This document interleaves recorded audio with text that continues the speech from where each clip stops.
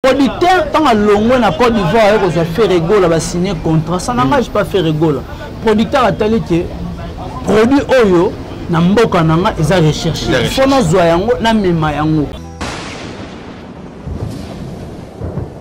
Concert les a été annulé, tout le monde a inerté. On a les ondes dit à battre. Le monsieur totalement imaginaire. Est-ce que le monsieur là a corrompu? Est-ce que le monsieur là a corrompu? Ah bon? Que Warriors? Afin d'en accord d'Ivoire. Mettons le baba Zougla. Est-ce que Zougla la musique au Bakaska son babetara? La mboka na biso bata bandundu. On comprend la musique moko ya tribu. La musique mboka ndeba mabele liste ba Zougla wana. Ba Zougla wana est-ce que ba ebete que faire rigolo au beta concert les 13?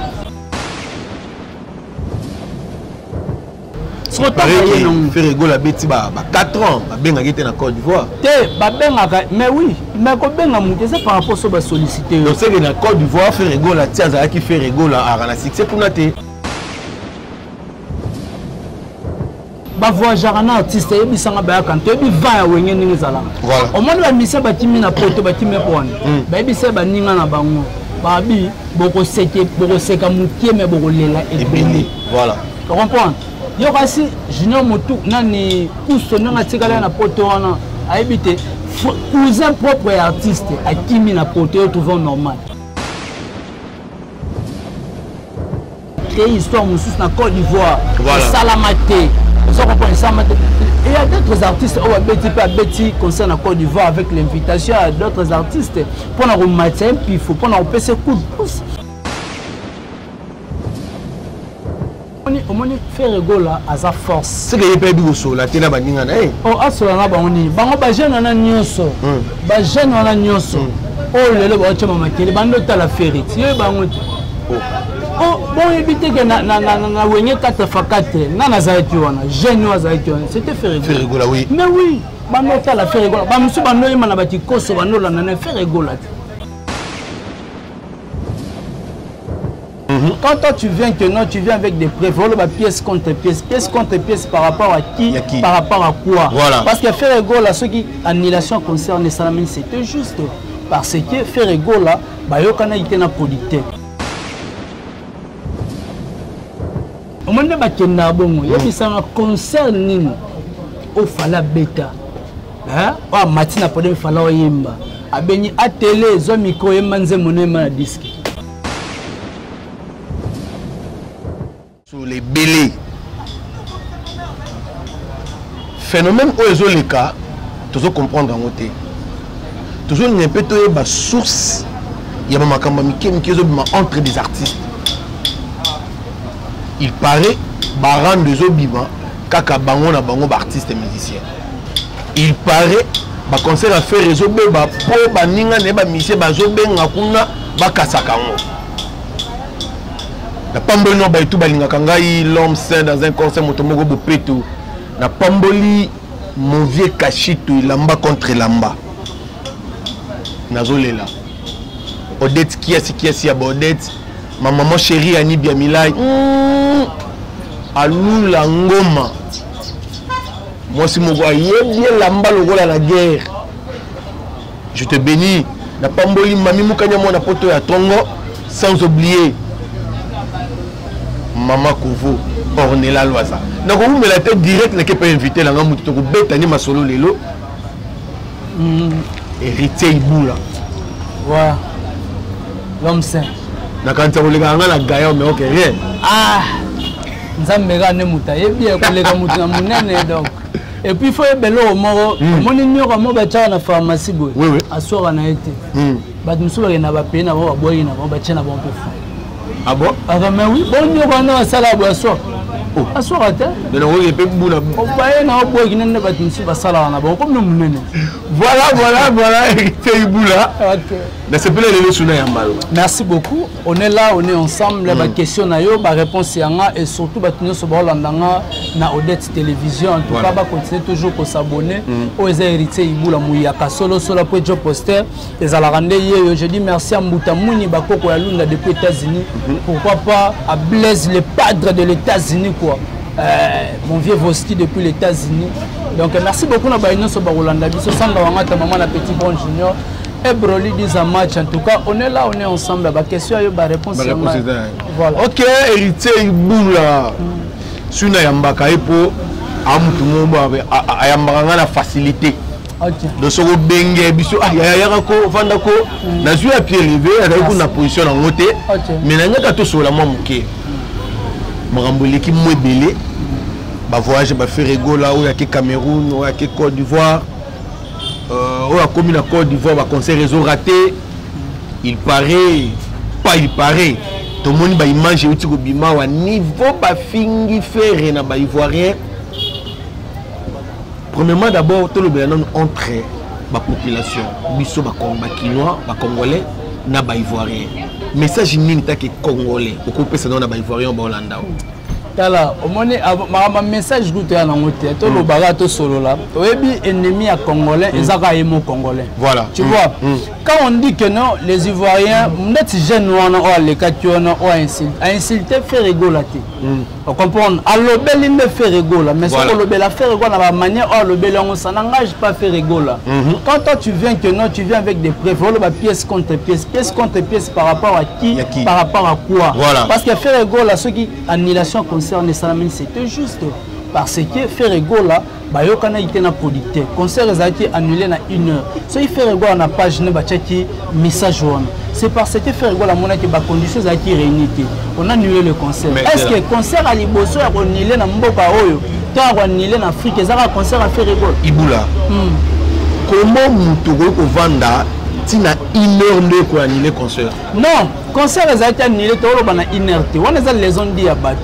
Le monsieur totalement imaginaire. Est-ce que le monsieur là a corrompu? Ah bon? Il a Warriors. Afin d'en accord d'Ivoire. Mettons le baba zougla. Est-ce que bazougla la musique au bakaska son babetara. Ya mboka na biso bata bandundu. On comprend la musique moko ya tribu. La musique mboka ndeba mabele liste bazougla wana. Bazougla est-ce que baebete que faire rigolo au beta concert les 13? Parce que faire concert à faire rigolo qui déjà annoncé depuis décembre de faire rigolo à Côte d'Ivoire. Voilà. Alors il est en mois de février les 12 na les 13.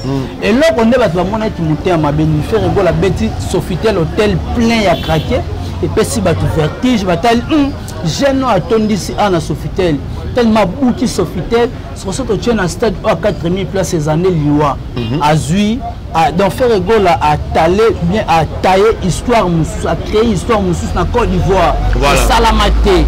Vous comprenez ça? Il y a d'autres artistes qui ont Betty concernant la Côte d'Ivoire avec l'invitation à d'autres artistes pour nous mettre un pif, pour nous passer coup de pouce. Mais faire rigolo sur la Betty. Mais batal gars qui n'ont pas fait rigolo à ton ici stade où ils ont la mabé. Et on va y aller continuer à mabé. Les conditions qui réunité. Est-ce que si tout le monde a un terrain où on a na Chetemba, fallait on a nini na chaque club où le mal. Concert bête à Marathon. Ivoirien, ceux qui basent au déplorer, et ça pour la culture n'a pas mot. Voilà. Faire rigolo la bête, 4 ans, ben été en Côte d'Ivoire. Mais oui, mais c'est par rapport à solliciter. Donc c'est que la Côte d'Ivoire fait rigolo la tiens qui fait rigolo à la succès pour noter. On me fait rigolo à la succès. Il y a des artistes nini congolais ou sala. Na rolo baku congolais té. Na ba jeune talent au babima na Côte d'Ivoire. Voilà. Faire rigolo à Yemba déjà na Daichi. So e baraté DJ Arafat, ba sala featuring. Aza déjà reconnu na Côte d'Ivoire. Mais oui, non, c'est vérité. Faire rigolo à Yemba déjà na DJ Arafat. Ba sala décrypté. Mais ba Yemba. C'est bon, on est peut-être poto yo kangana. Papa yo yo kanete. Aussi yo no sali ba recherche, te kota sala ba recherche. Voilà. Il y a des featuring on va faire à beta ba featuring ebele. Na bisa kwa na mission musu faire gola Solana Gims depuis 2018, 2008. Mais ba mawelisa, te ba mawelisa parce que ba mawelisa ba Gims wana na ba dajo wana. Ba senga pe artiste na biso musu na mboka awa tango sa succès featuring aboyet. Aboya. On se comprend. Après, maintenant, on a artiste qui a 11 mots. Comme on a 5 humblement, on a aussi. Mais on fait tout pour l'artiste. L'artiste n'est pas au Congo. C'est comme si dans le Congo, tokomo luka tozalaka na sima ya musicien moko wana bino non nazoba ba congolais parce que lelo oyoyo Congo ekoma subabi Congo tomona mkonza ba featuring c'est du Cap la merveille yenda azobima azobeta ba featuring na ba misa libanda alosala ke culture ya mboka na biso eyebana pe na libanda pourquoi pas faire rigoler la pays Barogo sala ndenge moko na mundeko na ye oh na bia yebisanga ba featuring wana so asali ata o du Cap la merveille asali na tokos de na ayembi kana ba ayembi avec quelques congolais na ba Baptiste Mso libanda africain papa mais c'est ça le problème bien faire rigoler asali yo ni faire rigoler ça pour ça la ngesa tout le monde a péqué numéro 1 faire rigoler la bête peut-être na numéro 1 ya musique ya Rwanda par exemple oh, mais papa tout le monde yeba yango au monde artiste au bazar et nous artiste au bar reconnu par exemple Mutulora Gims Gims ça ndenge moko tena ba fali na ba fere ozo comprend attendre ba Gims sona ba calendrier na bango ya vraiment différent ya rotonda ya costaud mais ce qu'on dit que ça là que ndeko na fali pour pas aza na facilité ya robeta ba musicien wana bongo fali ya mana Gims non koyemba la Gims album moko boye tolobi yango te nazoba par rapport à ba featuring mususu fali pourquoi na facilité wana yemba pesa biso lelo na Congo bat bakomo yoka ba bilengi na ngo liparende bat bazolobela bato ba yoka bilenga ni ya ba featuring papa yo ba papa mba basala ba featuring kuto makasi na ba Gabriela papa mais je dis une chose dans le modèle moko ba papa mba bando ça ba featuring mais mutoyer na moi vague na ngo lisusu lelo ça vague te je n'ai expliqué que non, featuring ça dépend de l'artiste et de l'artiste. Et ça n'est pas un projet na bino. Par exemple, featuring a fait rigoler na Gims.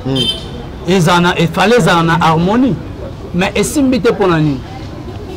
Parce que l'artiste calendrier n'est pas plein. Et bien le featuring nous soupe à payant. Ah bon? Mais oui. Maman Gims a été na Côte d'Ivoire on a concert à faire les équipes on lui a donné l'argent oh mais parce que ba fouti mettre Gims pour à présence na concert il est bien monté va faire une chose à payer tout le monde potas bateau ba Hollande biso de TV ba komana ba message ba yebisa c'est un donc au ngolo banto ba malembe ba yo kate de yo ngolo baké ba l'autre là ba featuring na bango belé ba somba oh mais ba somba bati ya ba featuring payant na bisela ba featuring payant boyo kan oh na bien ngana yeko cha poa ba nomba ba mbongo oyo ko tsana ba streaming na ba Spotify na ba Amazon eza ngate eza youth parce que ngaso na impact bato ba osomba bato na pe ba roya ba somba ko ba yoka homme sain neni ba yembele hérité igula neto sel même mission tanga pe na sala partage bato na pe ba batala hérité igula aloba ke nini po ba yamaki osomona donc c'est ça ils échange auto sala ça ne pas dire que ndeka boy musique c'est de l'argent musique ça évolue et ça lokola te biso salama a oyeka na chaya ya poa te osomona et ça ba featuring musu ba faire ba sala pa ba sala ba vie bozi abimisi pe la na futi studio alinga bimisa va na mbongo asa na clip et ça rapona osunga vie na mais en soi na ba musicien au bazar reconnaître à la bonté asa ba calendrier na ça kana featuring kana faire te asa musu na featuring na musicien mobo ya Rwanda na featuring na musicien mobo ya Malawi faut pas yemma na ça da musu to yemma yango na mois de juillet na date telle so artiste ana ba maramu même so calendrier neza costaud papa botika komema ambri na marambo et place marambo zate tant on le bâti l'artiste est international pourquoi bozonga kan artiste oza local si réellement que fait rigoler local pourquoi bolanda non le problème est nini biso tout yebi ke na Congo ndenge tozalaka excusez-moi na tanga mba kombo jibe na wera aujourd'hui tozana fali na ferré ezalaka bon si costume to sa comparaison to comparer bango mibale OK mais la comparaison tout le monde que moninga à la vitesse qui fait rigola on tika la trop si est-ce que na oublié te sur la nan musicien ozo bete pas à faire rigola na musicien ozo bete pas fali il peut pas ba même ba voyager moi trop papa très bien dit. Opposé question bitika sur na bimisolo ba plan na chauffeur à TikTok. Oui. Au moment temps on ba non musicien on a pas fallu. Ba voyager trop. Musicien on a pas faire. Ah voyager et vivre ndé. C'est là bisayo. Ba musicien on ba pas fallu. On se comprend. Mon le bazana. Ba na voyage. So ba yi. Lobby 3 ou 4 jours. Comment on a ba makolo ba bandala ba tambola. Moi je te dis Bamsou bana ba vient malonga. La maison mère retour mituka. On lobby bien ceux qui maison mère qui retour mituka. Tala. Oyeba bino boyeba artiste mboka te. Voilà. Boyeba artiste mboka te. Boyeba. Papa bimisela nga makambo. Omone ba kenda bongo. Yebisa nga concert nini. O fala beta. Hein? O matina podem fala oyemba. Abeni atele zo micro yemba nze monema na disque. Bimisela nga. Bacha yango a total. Toi, c'est un junior moutou quoi micro, zoa yemba. Donc fallait mettre un concert à yemba yemo quoi jusqu'à la fin. C'est important c'est ba musicien on est pas des amis. Baza équipe d'accompagnement. Ba se retrouver né. Parce que yo lo bananga artiste au voyager trop mais artiste au voyager moukié mais so tali revenu na vie na et ça différent artiste wana. Et c'est différent. Ba voyager un artiste et bisanga ba quand tu bi va ya wenye ningi zala. Voilà. Au moins la mission ba timi na poto ba timi pone. Ba bi se ba ninga na bango. Ba bi boko seka mukie mais boko lela et béni. Voilà. Tu comprends? Yo kasi junior motu nani kuso nanga tikala na poto wana. Aibite cousin propre artiste a timi na poto yo trouver normal. Yebisanga cousin propre artiste. Héritier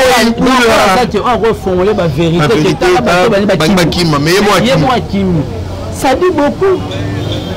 Ça dit beaucoup pour les orchestres aux entourés. Il y a des amis, il y a des artistes. C'est pour ça que vivre à bon. Vous comprenez? Il y a des amis, des orchestres à Kala. Mais si vous avez un orchestre, vous avez une maison, vous avez un héritier. Les amis, vous avez un qui senso, vous avez un mais bien sûr, vous avez trop banal. Vous comprenez? Trop banal. Si vous êtes artiste, tout le monde a un bandal. Au moins, artiste a un devoir. Il y a une chaîne camerounaise. Artiste, pour attendre un combo, il y a un musicien qui fait la vocale. Il y a un devoir comme non. Mon devoir, en tant que chef d'orchestre, il y a un vocal à porter un combo. Pour se référer, et puis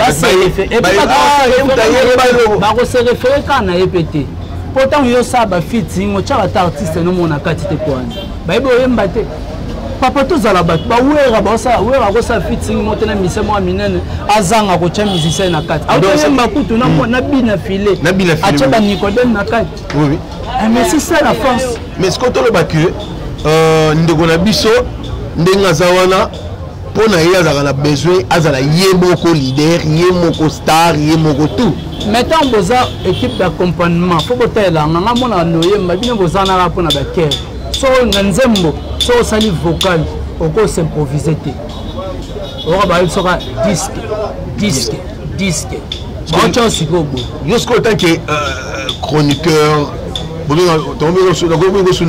analyste, au groupe ça va conseiller. Non, on appelle ça baba mission na baba na mité. Ba wuti na baba msu. Mais le problème te mais yoka te. Ba musicien na ba yebike leader appelle ça nzembo. Voilà. Mais ce comment nzembo wana na beta ngwa lever les rideaux. Faut conscience ne ça là. Moi je crois on moni ba puisque mon pied wana ba pousse wana ba kimi na porte pas pour rien. Atali que ah na yemba nzembo nzembo wana ntoka na beta ngote. Na beta ngote. Et puis ba mamsa ba maman dévoiler te nzembo ba mamsa za nzembo. Yana nzembo mo ça la succès je crois. Les aïeux album ba musicien. Et ça la succès na kini. Poisson d'avril, il y a Junior Moutou. Il y a Junior, oui. Vrai nzembo, na lela, na concert, na kermesse, ma bête on a levé les rideaux avant artiste à matin. Massa na mijo capo ya ba mijo, abeta mama na nzembo. Nzembo ne betaki. A mijo sente. Sente. A tika na poto. Ah mijo tika na poto avanda. Ba kambo jukutu ba tika na ba poto esima fali tenga tika. Donc moi zo ngane ati pour mo lelo otosa. Jean Goubala a une émission pour Papi Mboma. A bien d'abord, qu'est-ce que nous sommes à rien. On a raison. On a raison.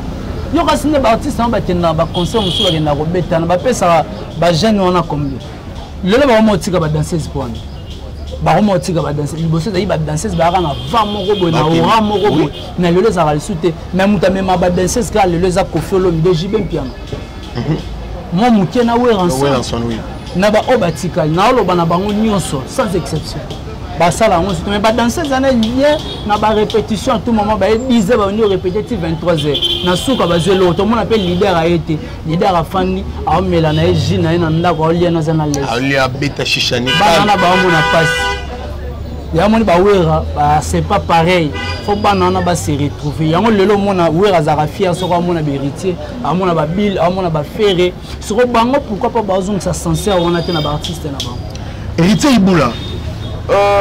Peggy, c'était mon frère que j'aime beaucoup, je te salue. Il vous me sert mon motomoro bien. Nous avons la question de la tuna et je salanga moi bien. Aujourd'hui, tous les tanga ferré fali. Tous les ma solo ferré na fali, tous les ma solo ferré na Côte d'Ivoire tout ça. Mais n'engana bagay loko. Bolo bakani, to besoin le bani pona BCBG na maison mère. Parce que tu as la concurrence c'est la BCBG maison mère, n'est-ce pas? Tu as la Lelo, tout le monde a fait la maison mère, tout le monde a nono Fuji BCBG. Mais tout le monde a changé malamore comme dans le quartier la tête dans la maison mère. Analyse ni comme ça dans la tête locale. Il faut oyeba to kende plus loin lelo ba eloko oyo wera bande ko luka to eloko o fait un jibe na bande ko luka déjà bazo ba bana ba succès stable ba sala da stabilité na monde na musique on se comprendre ba da na stabilité donc artiste a rolonga na maison mère na minute o a rolonga na orienté pour ni succès za ma souté parce que wera déjà ba stabiliser de succès wera da na succès na et tika la bon wera so a télémia ba autonomie on se comprendre mais si ko ba jibe piano pareil ba nono Fuji ndenga ba longo pour na minute to comparer jamais nono Fuji na ferré parce que careza makasi nono Fuji au poussa na mais avant ba nono Fuji tout le monde ba fandé ba longo na BCBG tout le monde ba Kaluji tout le monde ba différence soit les alaka et dans l'époque na ngolé c'était par rapport à Lelo c'est comme si BCBG a starté administratif calapé na musique na biso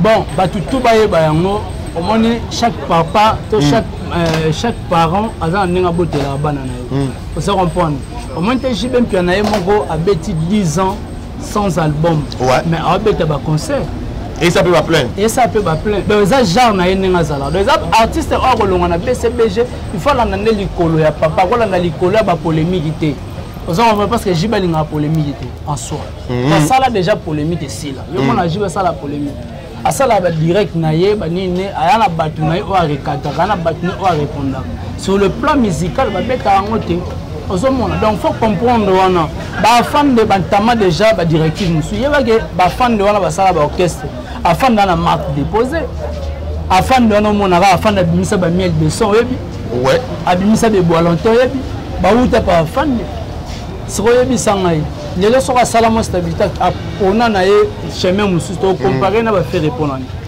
to ba kalujo na ba tebe ba zana nzala kalujo bi ke bolobela pelo ko ana te ba tebe ba zana kalujo ba zana nzala kalujo ba kozwa kipele o ba beta na fait ba sepela na ngo on se comprend donc ba bilo ba bino lo ba ngo to ninga ka ba fitting so ba salina daju ndebo biteke artiste azaka likolo to c'est la harmonie ya to c'est la harmonie za woya harmonie oyo ekopesa batu bayoka na bango banzembo meta bayoka harmonie oyoka ba evre ekotikala osala ba fitting ba evre ezotikala te ezokendaka inaperçu seke wana ezeloko te elomona nga na tuna lisusu héritier Iboula mpona nini fer azoyoka te ayoka te na nini fer egola yembi regarde-moi batangeli ba faute na berera ba français abeti ya kosakana te ole fer egola suka ne wana akeli susu plus loin koyemba nzembo mobimba lisusu na français na habité est-ce que fer egola yemta a sala la rousse mais sur ça la rousse yemba lingala tika biso yemba lingala oui en forgeron on devient forgeron papa au moins il fait rigoler artiste kutu artiste mboka tika date de naissance na défaut oh boye bien moté otika bo oh bachela biso image oh je suis né le 14 février le 14 je suis né en décembre le 14 février ouais je vois voilà atika date de naissance na défaut se refaire rigoler sur le but je suis naza ouverte et ça faute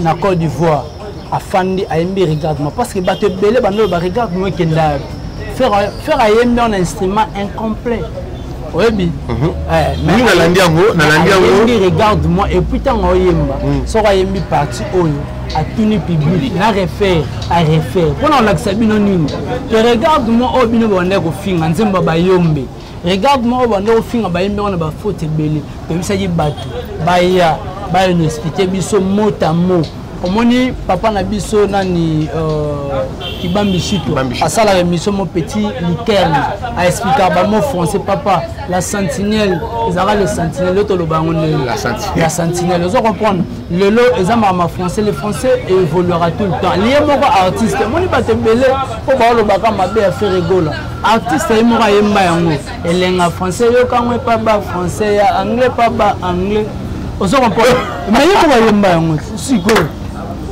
ayemba yango siko bo condamné faire rigola ngeni to landa pe ba français artiste autour le baloba libanda ah il y a pas photo ba français bana nité faut comprendre yango lo ba keno toza ba congolais mais to héritage français comme deuxième pays africain na français par défaut yaya par défaut ba condamna bisoté faire rigola za président assemblée nationale roya Bwepo a dirigé plénière assemblée plénière na côté ni était mais le point na loba il y a d'autres artistes tout malibanda au talier boy ba poser question répondre pe na mboka na mais oui mais ce combat mais yo to lo ba kino biso za complexe Neymar a betara na Paris alors mais on peut se répondre mais biso nous sommes toujours des complexes biso ba Congo to ba complexe to lo ba ti ennemi congolais a mon congolais tu vois au moins te battre plus loin ba landi faire pour un concert à faire za la nile concert artiste ba nile on a bené ba lo belango te ba c'est on ba analyse te il faut ba lo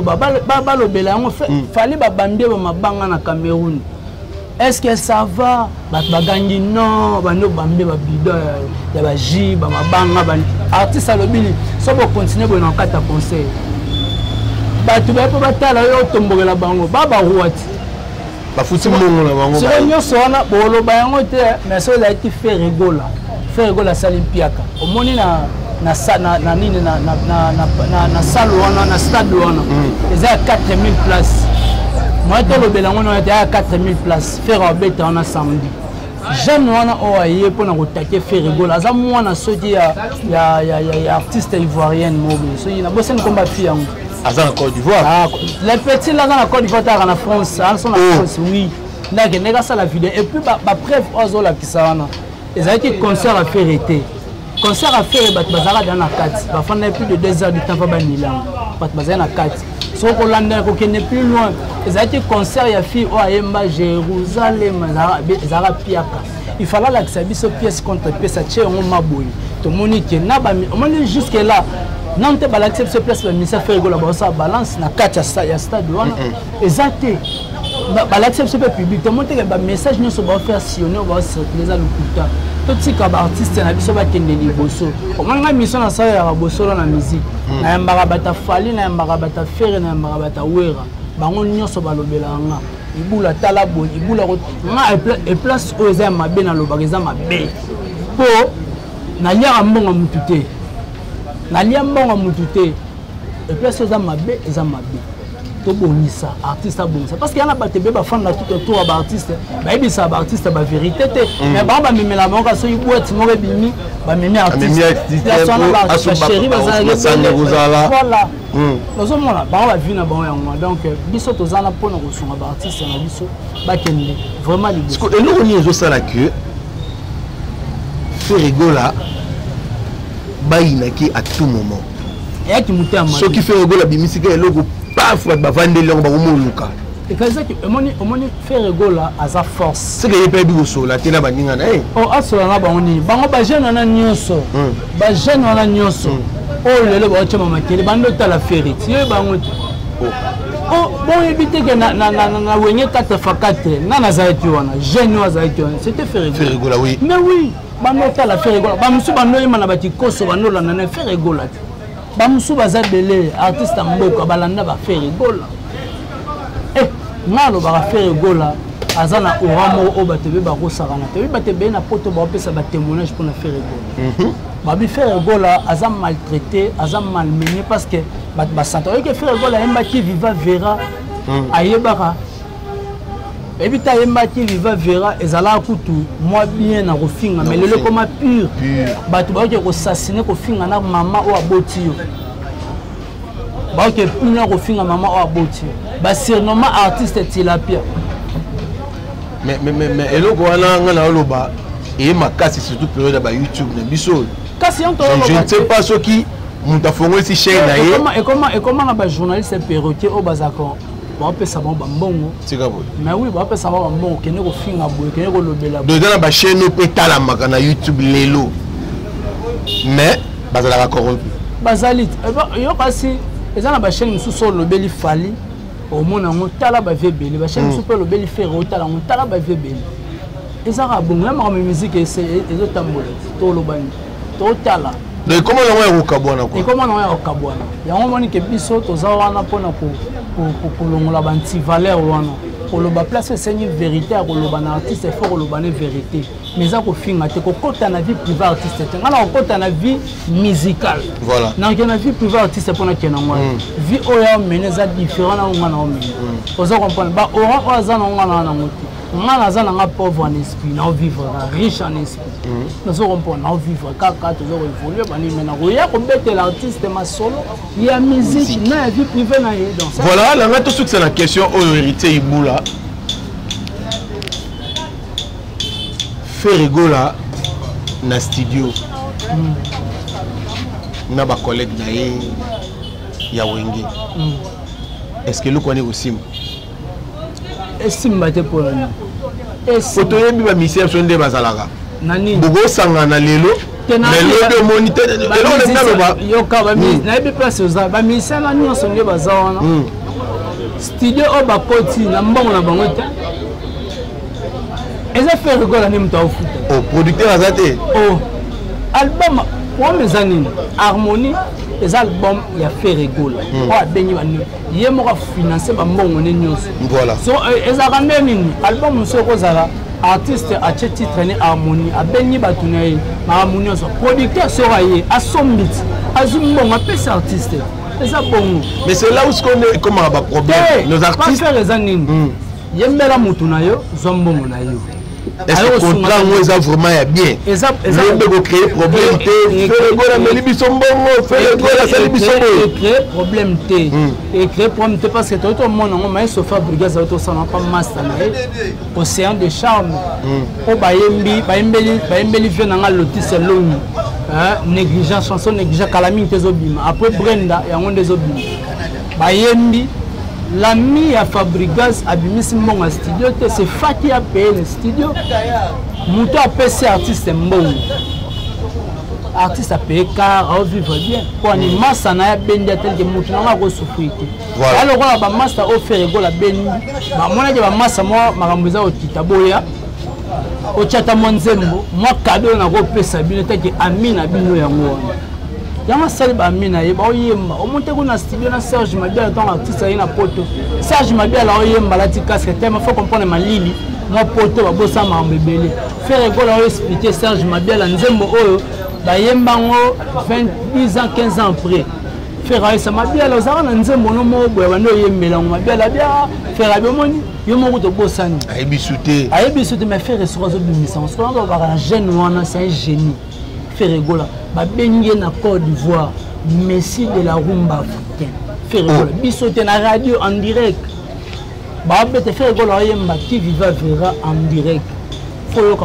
voix diamanté papa musicien nini wa yemba lo faire rigola ba tout na poto ba yeba fallait ba faster na ba to fali bayebi que Ferregola c'est un grand chanteur babosana ngote confie le milieu pour t'en avoir monté à format ferré. Voilà. Abima ayemba toyoka e. Harmonie siko. Héritier Iboula.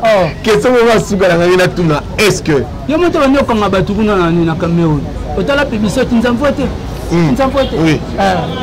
Na côté ba pesa meti ta ba moni ba kanya na loboko beko. Kane ba kanya na Cameroun. Anga betara ko saleka. Bakanye mbambo abi o mamo sala yango te ko kele miloko ba ni boka biloko D'abord toutes les questions mo suka pour de clôturer na yo question on les a suka te ya suka yango we ranson alobi ba misenyo surtout ba na concert né mois de juin si je me trompe pas wa Zénith est-ce que Ferregola a participé à concert tu es sûr de toi mais pas d'Ozala tu es sûr Azala, vimara mnanga etende. Azala. Soka faire un concert wana te. Babalusi mandoki. Voilà. Faire gola Azala. Azala pona nini? Omoni harmonie zoya. Harmonie za oya ezoya na orana ngo ya na maramna. Et ça la souvient bakutana na Zénith de Paris. Paris oui. Pona kolakisa bolingo wana po ranson a omo okende. Zo omoni ba kofelo mide.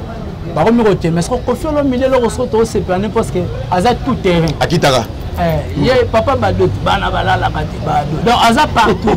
Donc c'est un peu ça. Donc faire école dans un concert, il y a Zénith, il y a Ouera. Et puis Ezaka Zénith, il y a son assuré Bisso, le Binabisso, à Obet sous Arena, à Obet sous Bercy, à Obet en Kalaté, et ils appellent sur invitation, c'est le Scrum, Bill Clinton, Banin tout pour la raison ça. Au rang, on a Nengezalaki.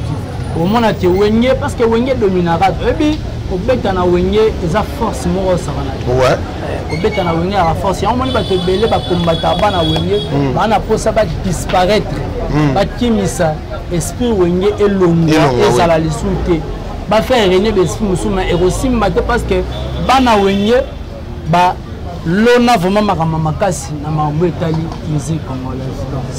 Merci Héritier Iboula, tout Kolanda Héritier Iboula ya héritier. On a bien l'homme fort.